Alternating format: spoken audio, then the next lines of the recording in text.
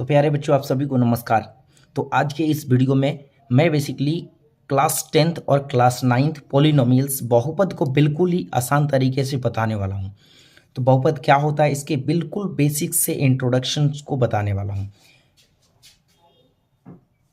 तो पॉइंट्स है, बहुपद क्या होता है। तो बहुपद एक ऐसा बीजीय व्यंजक है जिसमें एक या अधिक पद होते हैं और चरों की घात केवल अऋणात्मक पूर्णांक जैसे 0, 1, 2, 3, 4 डॉट डॉट डॉट होती है ना। जैसे यहाँ पे देखिए घात के रूप में 2x², इसका हाईएस्ट पावर क्या है 2 है, तो इसीलिए बहुपद की घात क्या हो जाएगा 2, और यह एक बहुपद है। यहाँ पे देखिए हाईएस्ट पावर 2 है, तो यहाँ पे भी ये बहुपद की घात हो जाएगी, है ना, और यही इसका बहुपद होगा। एक बात और ध्यान में रखना है कि चरों की घात कभी भी ऋणात्मक या भिन्न नहीं हो सकती। ऋणात्मक बोले तो अगर कहीं पे भी ऐसा लिखा हुआ है 2x पे पावर -2, तो ये ऋणात्मक हो जाएगा, ये जो होगा ये बहुपद नहीं होगा। ठीक है, इसी तरह से अगर पावर जो है फ्रैक्शन के रूप में आ जाए, जैसे 2x की पावर 1/2 आ जाए, तो ये फ्रैक्शन हो गया, और ये इस रूप में भी नहीं हो सकती, है ना। फ्रैक्शन के रूप में भी जो होगा वो नहीं हो सकती, है ना। अब हम आगे बढ़ेंगे। पदों के आधार पर बहुपद के प्रकार। पदों के आधार पर बहुपद कितने प्रकार के होते हैं इसको जानते हैं। पहला होता है एक पदी बहुपद। ऐसा बहुपद जिसमें केवल एक ही पद हो उसे एक पदी बहुपद कहते हैं। जैसे यहाँ पे देखिए एक ही गो टर्म है, इसके बाद प्लस करके कुछ नहीं है, इसलिए एक टर्म हो गया। इसी तरह से ये वाला ये भी क्या हो जाएगा, एक पदी बहुपद, है ना। और इस आगे बढ़ते हैं। दूसरा है द्विपदी बहुपद। द्विपदी बहुपद क्या है, ऐसा बहुपद जिसमें केवल दो ही पद हो उसे द्विपदी बहुपद कहते हैं। जैसे यहाँ पे देखिए एक टर्म ये, दूसरा टर्म ये, दो ही पद है, इसीलिए इसे क्या कहेंगे द्विपदी। यहाँ पे भी देखिए एक दो पद है, ये इस तरह की चीज़ों को हम कहेंगे द्विपदी बहुपद। आगे बढ़ेंगे त्रिपदी बहुपद में आते हैं। फिर त्रिपदी बहुपद। तो त्रिपदी बहुपद क्या है, ऐसा बहुपद जिसमें तीन पद हो उसे त्रिपदी बहुपद कहेंगे। जैसे एक टर्म, दूसरा टर्म, तीसरा टर्म, ये क्या है त्रिपदी बहुपद हो गई। यहाँ पे भी है 1, 2, 3, तीन पद हो उसे क्या कहेंगे त्रिपदी बहुपद कहेंगे, है ना। इसी तरह से हम आगे बढ़ेंगे। बहुपद की घात क्या होती है इसको थोड़ा समझते हैं। तो बहुपद की घात क्या है, किसी भी बहुपद में चर की उच्चतम घात बहुपद की घात कहलाता है, हाईएस्ट पावर कहलाता है। जैसे 2x³ + 4 में ये हाईएस्ट पावर क्या है, इसका 3 है, इसलिए घात बराबर क्या होगा 3 हो जाएगा। 5x पे पावर 4 + 3x² + 2 में हाईएस्ट पावर 4 है, इसीलिए घात बराबर क्या हो जाएगा 4 हो जाएगा, है ना। घात बराबर क्या हो जाएगा 4 हो जाएगा। इसी तरह से नेक्स्ट पॉइंट है, देखिए घात के आधार पे बहुपद कितने प्रकार के होते हैं इसको समझते हैं। घात के आधार पर बहुपद कितने प्रकार के होते हैं इसको समझने की कोशिश करते हैं, है ना।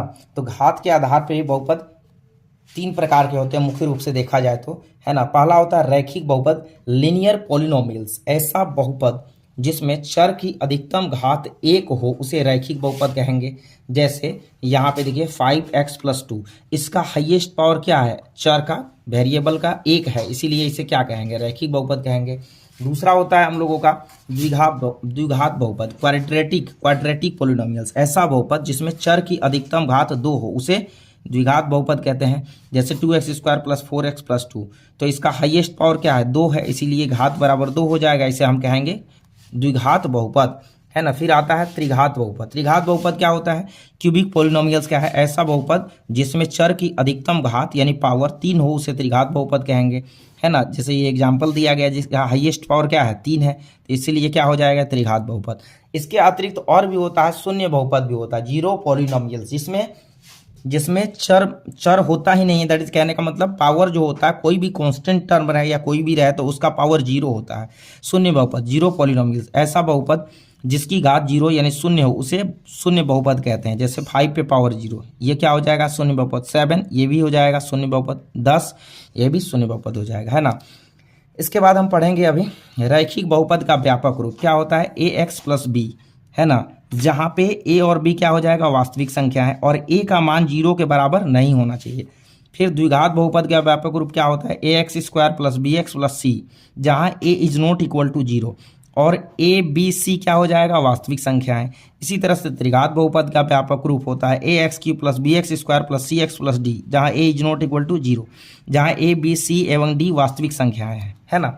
अब आगे बढ़ेंगे। फिर क्या होता है,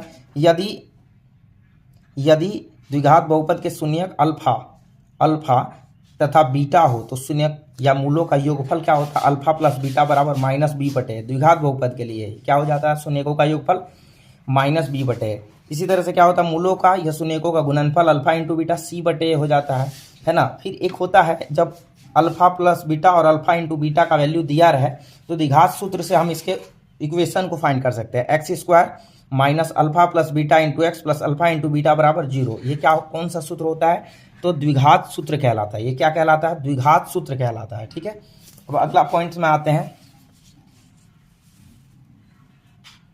पेज नंबर 3 पे आते हैं। यदि द्विघात बहुपद के शून्यक अल्फा बीटा एवं गामा हो तो A X cube plus B X square plus C X plus D, तो शून्यकों का योगफल क्या होगा, alpha plus beta plus gamma बराबर माइनस बी बटे ए। शून्यकों का गुणनफल क्या हो जाता है, अल्फा इंटू बीटा बराबर माइनस डी बटे ए हो जाता है। क्या हो जाता है, माइनस डी बटे ए। फिर इसी तरह से alpha beta plus beta gamma plus gamma alpha बराबर सी बटे ए हो जाता है ना। इसी तरह से क्वेश्चन है द्विघात बहुपद का कि 2x square minus 3x plus 5 के शून्यकों का योगफल गुणनफल निकालें। तो क्या करना पड़ेगा, इसके शून्यकों का योगफल गुणनफल निकालने के लिए क्या होता है, शून्यकों का योगफल, शून्यकों का योगफल हो जाता है अल्फा प्लस बीटा बराबर माइनस बी बटे ए, माइनस बी बटे ए। अब यहाँ पे देखिए माइनस बी के जगह पे क्या है, -3 है, तो यहाँ पे माइनस है तो ये वाला माइनस को हम क्या कर लेंगे, कवर कर लेंगे। ठीक है, -3। अब बटे ए का वैल्यू क्या है, 2 है, तो क्या हो जाएगा, माइनस माइनस प्लस हो जाएगा, 3/2 हो जाएगा, 3/2 हो जाएगा, है ना। इसी तरह से अब इसका गुणनफल पूछा है तो अल्फा इंटू बीटा शून्यकों का गुणनफल, शून्यकों का गुणनफल, शून्यकों का गुणनफल यानी अल्फा इंटू बीटा बराबर क्या होता है, सी बटे ए। सी का वैल्यू क्या है भाई, सी का वैल्यू है यहाँ पे 5, तो 5 लिख देंगे, बटे ए का वैल्यू क्या है, 2 है, तो 5/2। This is the answer. Thanks for watching.